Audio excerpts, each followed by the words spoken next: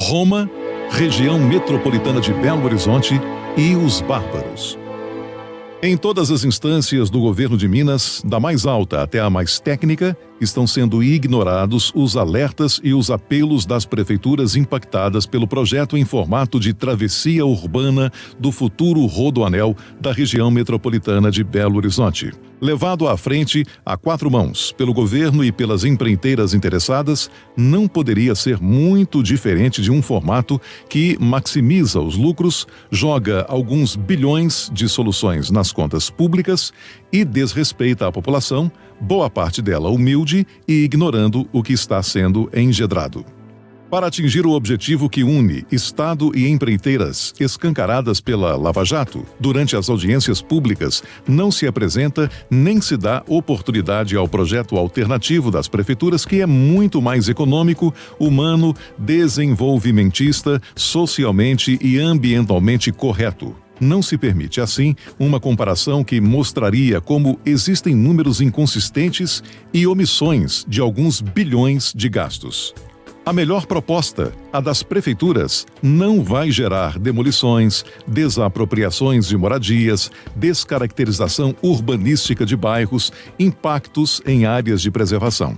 Em vez disso, tangencia as áreas sensíveis, os bairros densamente povoados, que se consolidaram em mais de 50 anos de existência e de vida de milhares de famílias. Mais econômica e, sobretudo, completa, não se esconde custos que o próprio Estado, ou seja, a população, deverá arcar ao longo de anos decorrentes de obras complementares omitidas pelo Estado ou deixadas fora da proposta apresentada. À frente desse indigesto desafio, o Estado escalou pessoas supostamente ingênuas, inexperientes, embora domesticadas e determinadas a passar o rolo compressor sobre quem apresenta soluções que divergem deles, apesar de mais rápidas, econômicas e sem sofrimento ou perdas da população. Nos relatórios oficiais do Estado, declara-se que quase 40% das reuniões realizadas foram mantidas com grupos empresariais interessados na construção e na concessão daquela que será a maior obra de todos os tempos na região metropolitana de Belo Horizonte, estimada em valor fantasiosamente elevado a 5,1 bilhões de reais. Não houve reuniões com associações dos bairros atingidos, nem com as prefeituras que pagarão o desastre. O governador também, até hoje, não opinou sobre o mais impactante projeto do Estado, que já nasce no modelo de concessão pública, sem avaliar outras possibilidades que podem levar à conclusão de que não será necessária a cobrança de pedágio, seguindo assim o modelo atual do anel rodoviário de Belo Horizonte. Existe, em hipótese, a possibilidade de construir o rodoanel para em seguida leiloar a concessão do trecho viário com um valor de pedágio menor ou quase inexpressivo. Chama a atenção que o acordo da Vale deixa a ela a obrigação de fazer obras nos municípios e essa o Estado assume. Que coerência há nisso? Pois todo o acordo se choca com a constitucionalidade que classifica as verbas indenizatórias ao par de receitas públicas, que se incorporam ao orçamento do Estado, submetidas à Lei 8.666 e à fiscalização do TCE e do MP. A planilha de custos das obras é resumida, anêmica, hermética e tão transparente como um muro de concreto. Omite gastos com indenização de benfeitoria e empreendimentos que serão impactados. Já a alternativa das prefeituras dá condições de, com um valor de 4 bilhões de reais, inserir as obras complementares de um rodoanel de verdade e as extensões que ligam com os 20 quilômetros de 6 pistas a via expressa até Brumadinho e conectam a capital, da Mutuca até Ibirité.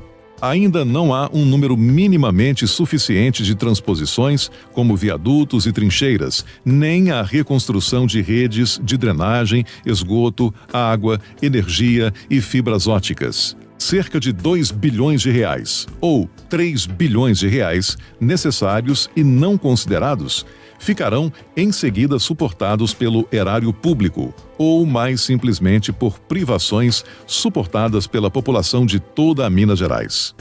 Não há menção a respeito dos prejuízos à saúde, à economia e ao bem-estar que explodirão ao se transformarem cidades em canteiros de obras durante anos, com poeira, lama, desvios de trânsito, interrupção da vida normal e sofrimentos generalizados.